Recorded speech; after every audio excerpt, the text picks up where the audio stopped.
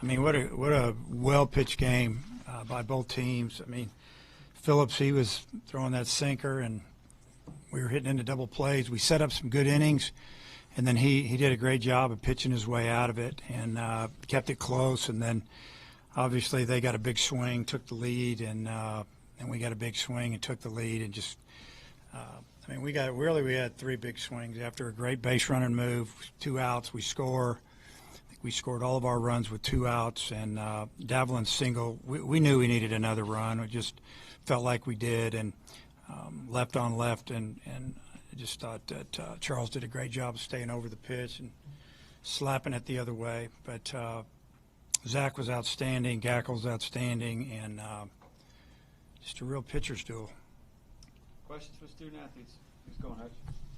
What was your perspective behind the plate with what Zach had going today? I mean, he was really good. He had 4 pitches going and throw him any time, and I think when he's able to do that, it's really hard to hit, so it's awesome. Have you seen that kind of emotion out of Zach this year? It's fun to see. So. And Zach, you gave up the home run, but then you locked back in. Kind of what was the key to getting back in? Because it was a very emotional inning, the inning before that, and then the error and then the home run. Just what was the key to bouncing back from that? Yeah, just keep a level-headed and just try and keep the team in there and close and give them a chance to win, because our bats are going to get going and score a couple runs, so just keeping it close. Zach, I believe on the strikeout of Fisher, you touched 99 on the TrackMan. I mean, have you ever thrown a pitch 99 miles an hour in a game setting like that? I have not. So different level of adrenaline today, safe to say? I mean, what was it like on the mound today emotionally? Yeah, the crowd was pretty special, so I can say the adrenaline was pumping a little more than it usually is, but it's pretty cool to see up there at 99.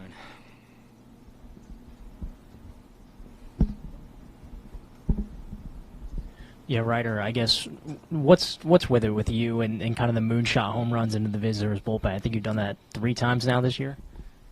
I don't know.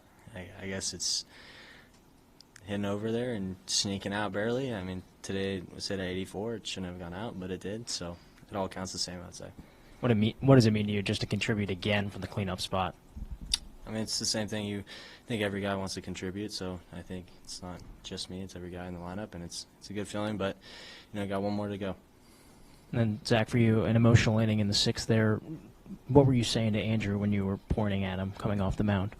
Yeah, I was just competing, kind of blacked out, so I can't answer that for you. Don't remember. Tom? You got the mic. I guess for Ryder, I guess Zach, you'll have a different viewpoint of tomorrow's game, but just how do you kind of keep it level-headed knowing that you still have one more game before you'll get to Omaha? Oh, I think it's the same thing. I think every day you try to go out and win, so it doesn't matter if we're up 1 or down 1. I think we just go out and compete our best and try to win the game. Yeah, I agree.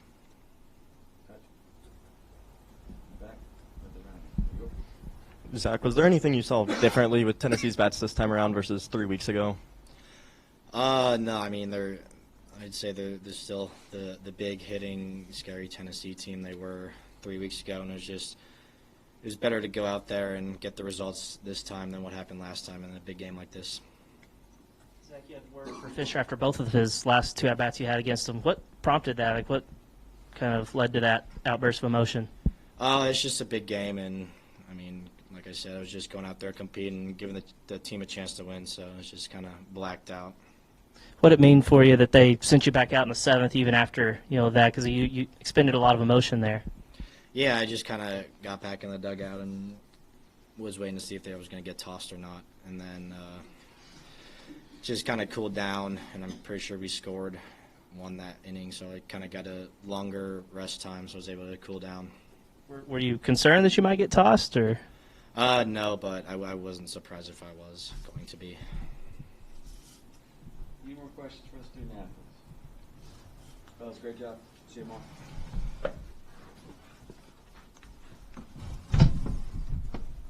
Questions for Coach Van Horn? How'd you guys go? Dave, what was kind of the thought process sending him back out in the 7th after all that emotion at the end of the 6th? Well, we didn't feel like he was done. We feel like he had he still had some left, and he showed us that he did. As a matter of fact, he could have gone back out in the 8th. I think everybody was at 95, and we were getting ready to go through their lineup again. And I guess we had to go through 7, 8, 9, then we were back to the top. And then we thought, let's get Gackle in there and get him rolling before we get to the top of that order, because we knew that would be tough. Do you like seeing that kind of emotion from your starting pitcher? Not really, not that much. I mean, I want them to stay under control so they can pitch longer. You know, you can only use so much adrenaline. It's going to end up backfiring on you after a while. But his stuff was tremendous, and, you know, he was just competing like he said. And, you know, I think probably the crowd got him going a little bit and all that was going on. And I like the fact that he could still throw the ball over the plate and spin it, throw it over the plate, and, you know, did a great job. He gave us 7 strong innings. Before Helfrick hit the home run, it was a 4-pitch walk to Maxwell. Was there any consideration to giving Ryder a take there with Phillips' pitch count going up because he hit the first one? No, we just felt like that, you know, the ball was flying to left today with the breeze and the wind blowing out, that just Ryder's been swinging the bat pretty good. Just give him an opportunity to swing. And I don't remember if he hit the first pitch or the second pitch or whatever, but we weren't going to give him the take sign. For Zach, you know, you give him the number 33 coming into the season. I know you got one more game to get to the College World Series, but I mean, just can you put into perspective the pitching performance that he delivered for you guys tonight? And I guess was that kind of what you envisioned when you brought him here to Arkansas? Yeah, I mean, he's really made a jump. He's gotten better. Our pitching coaches, Coach Hobbs, done a great job with them, and Zach's super competitor, and he wanted to get better. And I mean, his outing last weekend was outstanding as well. So, you know, I feel like that he came here because he felt like he could get better. He wanted to pitch for Coach Hobbs, and you know, he's been everything we were hoping and more, honestly.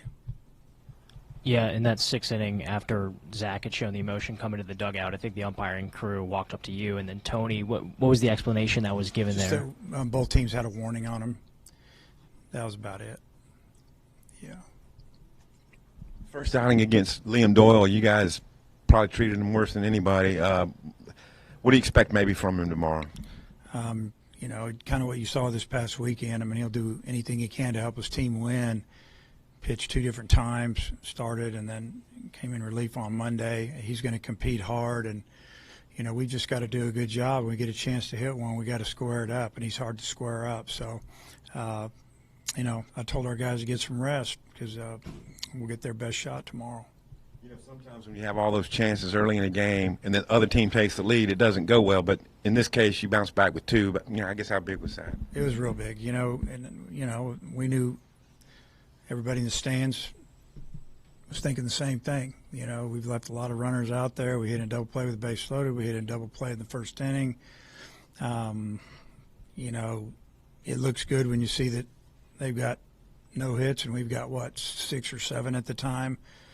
And but we only had a 1-run lead, and that was because Cam Kojal made a great read and scored a run for us there. So, yeah, usually it comes back to bite you. I feel really fortunate that we scored enough runs and that our pitchers did the job they did. Play with Kojal, was there a discussion before the game with, backup catcher for them or a scouting report, or is that just him making a play there? No, I mean, we've talked about who was catching. You know, it's about what you do when you're practicing and you're working and you're getting your basically a slow type walking lead, and you finish on your right leg with your weight forward. You don't want to be too far down, so they pick you off. But if you see something, you're still in a position to break.